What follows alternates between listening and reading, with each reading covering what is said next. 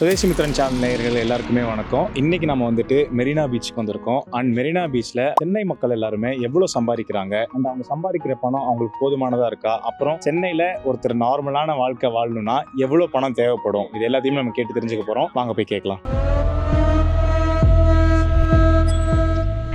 Cost of living உங்களுக்கு எவ்வளோ இருக்கு அண்ட் ஒரு மாசத்துக்கு எவ்வளோ சம்பாரிச்சா சென்னையில ஒருத்தர் பீஸ்ஃபுல்லா வாழ முடியும்னு நினைக்கிறீங்க? ஒரு 40,000. ஆனால் அவ்வளோ சம்பளம் கொடுக்க மாட்டாங்க.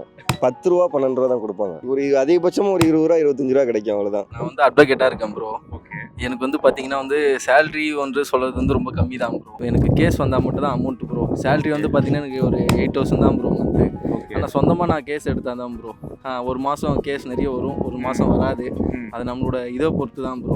எப்படி இருந்துட்டு ப்ரோ இந்த மாதம் வந்ததுன்னா சேவ் பண்ணி வச்சுட்டு அடுத்த மாதம் இது பண்ணலாம். காஸ்ட் ஆஃப் லிவிங் பற்றி பார்த்தீங்கன்னா உங்களுக்கு ஒரு நார்மலான ஒரு லைஃப் ஸ்டைல் வாங்கணும்னா 40 to 50K இஸ் எனஃப். இப்போ மந்த்துக்கு ஒரு 15,000 ஃப்ரெஷர் தான் நான் இப்போ. ஓகே. ஸோ ஒரு 30 to 35 இருந்தால் இன்னும் கொஞ்சம் ஸ்மூத்தாக ரன் பண்ணலாம். ஸோ இன்னும் கொஞ்சம் இன்வெஸ்ட்மெண்ட் பண்ணலாம். ஸோ ஸ்மூத்தான இது ரன் பண்ணலாம்.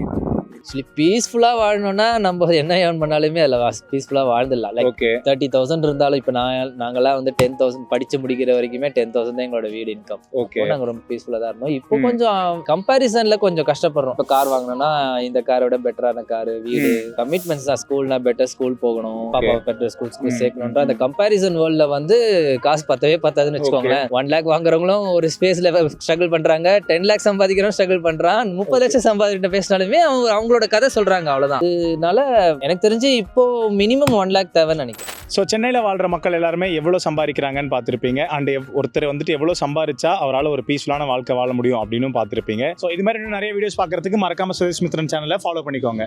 தேங்க்யூ.